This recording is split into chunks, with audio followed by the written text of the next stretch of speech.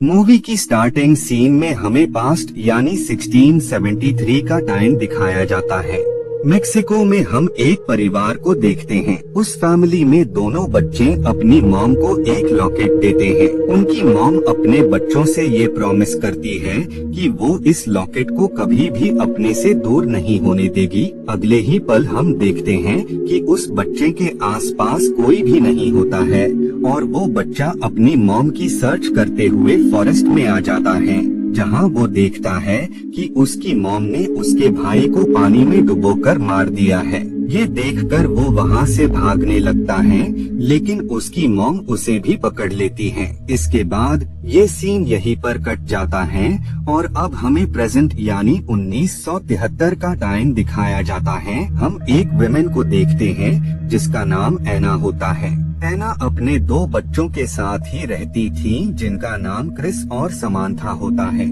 एना अपने monthly expenses और survivor के लिए एक जॉब किया करती थी। एना सोशल सर्विसेज के एक डिपार्टमेंट में जॉब करती थी। इस डिपार्टमेंट का वर्क ये होता है कि क्या मॉम डैड अपने बच्चों की सही से केयर कर रहे हैं या नहीं, या फिर वो पेरेंट्स अपने बच्चों पर फिजिकल या मेंटल टॉर्चर कर रहे हैं। इन सब की इंफॉर्मेशन रखना ही इस डिपार्टमेंट का काम होता है। तभी वहाँ एना के बॉस आ जाते हैं और वो पेट्रिशिया के केस को, जिसे एना इन्वेस्टिगेट कर रही होती है, वो उस केस को किसी और को दे रहे होते हैं। क्योंकि एना के पास ये केस काफी टाइम से था, लेकिन उसने अभी तक इसमें कोई भी एक्शन नहीं लिया। एना अपने बॉस से काफी रिक्वेस्ट करती है कि वो इस केस को किसी और को न दे। एना की काफी रिक्वेस्ट करने के बाद बॉस पेट्रिशिया के केस की रिस्पॉन्सिबिलिटी वापस से उसे सौंप देते हैं। जिसके बाद हम एना को देखते हैं जो कि पेट्रिशिया के घर पर आई होती है।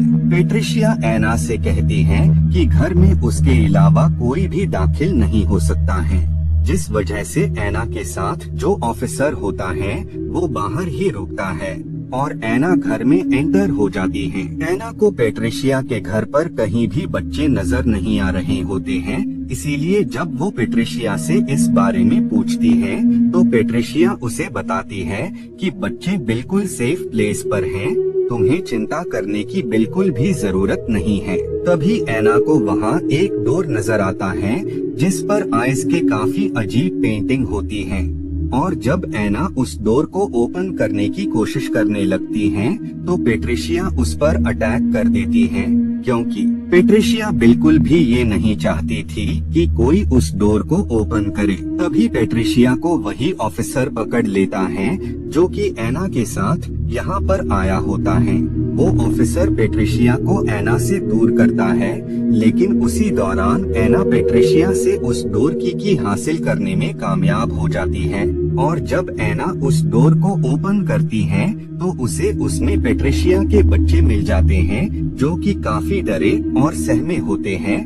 वो बच्चे एना से डोर को लॉक करने का कहते हैं और वो उसे बताते हैं कि अगर उसने ऐसा नहीं किया तो ला लारोना उन दोनों को मार देगी। लेकिन एना उन दोनों की बात पर ज्यादा ध्यान नहीं देती है और वो उन दोनों को उसी डिपार्टमेंट को सौंप देती है जिसमें वो खुद भी जॉब किया करती थी। एना उन दोनों के हाथ को देखती है जिसमें जलने का निशान होता है। खैर एना इस बात को इग्नोर कर अपने घर पर आ जाती है। नाइट में हम उन दोनों को देखते हैं जिन्हें ला लरोना पानी में डुबोकर मार देती है। इधर जब एना को इस बारे में पता लगता है तो उसे इस बात पर बिलीव ही नहीं होता है, जिसके बाद एना अपने बच्चों के साथ वहाँ पर आ जाती है। वो उनसे कहती है कि कार से बाहर बिल्कुल भी मत उतरना। इतना कहते ही एना डेड बॉडीज के पास आ जाती है। वहाँ पर पेट्रिशिया एना पर ये ब्लेम डाल रही होती है कि अगर एना ने उसके बच्चों को वहाँ से न निकाला होता तो आज उसके बच्चे अलाइव होते। सिर्फ एक रात की ही बात थी, क्योंकि उसके बाद कभी भी ला लरोना उसके बच्चों को नहीं मार पाती। एना को कुछ भी समझ नहीं आ रहा होता है कि पेट्रिशिया किसके बारे में बात कर रही है और ये ला लरोना कौन है। इधर हम एना के बच्चों को देखते हैं। तभी क्रिस को एक अजीब सी नॉइज आती है, जिस वजह से वो कार से बाहर आकर उस आवाज का पीछा करने लगता है। तभी क्रिस को वहाँ पर एक लेडी दिखाई देती है जिसने व्हाइट गाउन पहना होता है और यही वीपिंग वुमेन यानी ला लारोना होती हैं। तभी वो वुमेन क्रिस का हाथ पकड़ लेती हैं, जिस वजह से उसका हाथ भी जलने लगता है। लेकिन क्रिस किसी तरह से वहाँ से निकलकर कार में आ जाता है।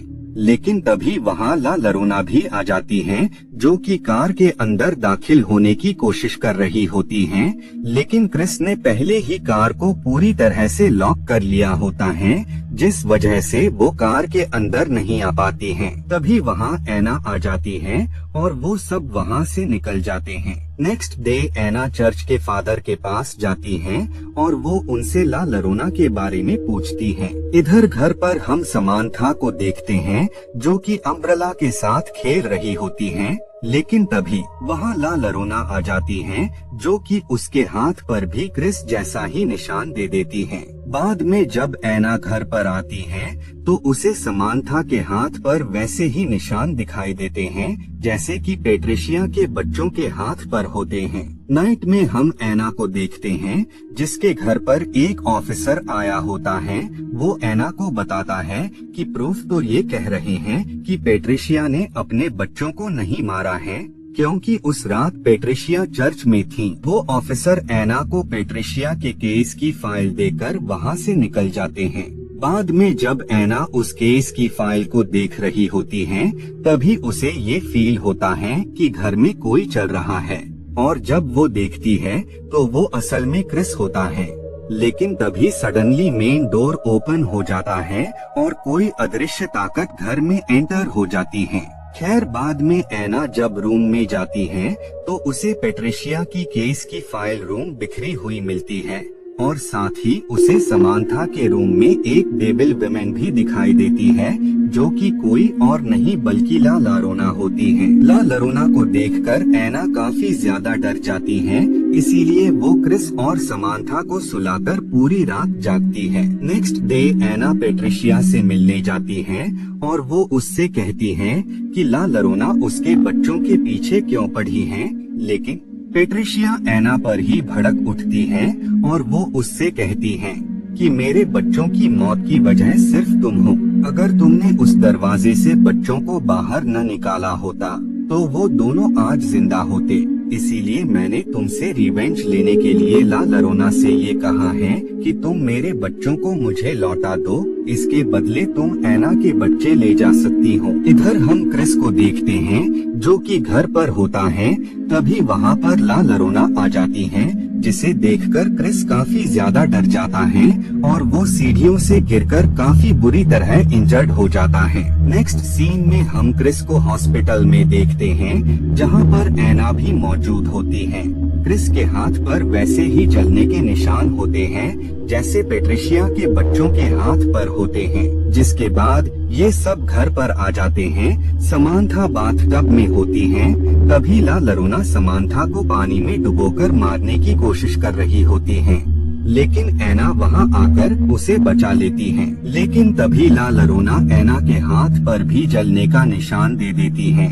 इस बात से ये सब काफी डर जाते हैं, इसीलिए वो हेल्प मांगने चर्च के फादर के पास आ जाते हैं। फादर उन लोगों की बात सुनकर एना को रफेल के पास जाने को कहते हैं। वो उससे कहते हैं कि रफेल ही तुम्हारी मदद कर सकता है। जिसके बाद एना अपने बच्चों के साथ रूफल के पास आ जाती है। रफेल एक ऐसा शख्स होता है जो कि गॉड पर बहुत ही ज्यादा यकीन रखता था। एना रफेल को उसके साथ हुए सारे इंसिडेंट्स के बारे में बता देती है। जिसके बाद एना के साथ रफेल भी उसके घर पर आ जाते हैं। रफेल एग के साथ एक रस्म करने लगते हैं। ये रस्म रफेल इस वजह से परफॉर्म कर रहा होता है ताकि उसे ये पता लग जाए कि क्या वाकई घर पर कोई शैतानी ताकत मौजूद है या नहीं। और जब रफेल एग्स को ब्रेक करता है तो उसमें एक ब्लैक कलर का लिक्विड निकलता है, जिसे देखकर रफेल को यकीन हो जाता है कि घर में वाकई कोई बुरी ताकत मौजूद है। इसीलिए रफेल घर में पवित्र चीजों को घर के चारों तरफ रख देता है और वो वीपिंग वुमेन के टीयर्स को भी पवित्र करता है ताकि वो ला लारोना के टीयर्स को उसके अगेंस्ट यूज कर पाए। नाइट में रफेल एना और उसके बच्चों को एक साथ बैठाकर चारों तरफ कैंडल लगा देता है, लेकिन तभी काफी तेज हवा की वजह से सारी कैंडल्स बुझ जाती हैं और ला लोरेना एना पर अटैक कर देती है और साथ ही वो क्रिस को भी मारने वाली होती है। लेकिन तभी रफेल ला लोरेना के टीयर्स को, जिसे उसने पवित्र किया होता है, उसे वो उसके अगेंस्ट यूज करता है, जिससे वो डीमन घर के बाहर आ जाती है।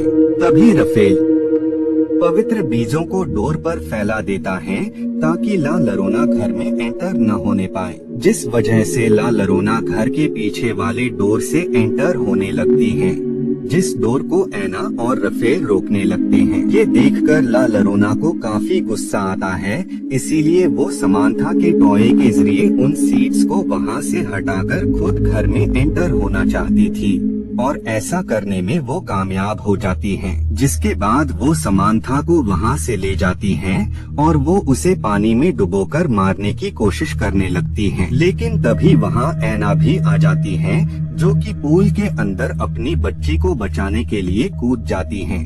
लेकिन ला लोरेना एना को भी डुबोकर मारने वाली होती है। तभी रफेल पूल में पवित्र बीजों को डाल देता है, जिस वजह से ला लोरेना को वहाँ से जाना पड़ता है।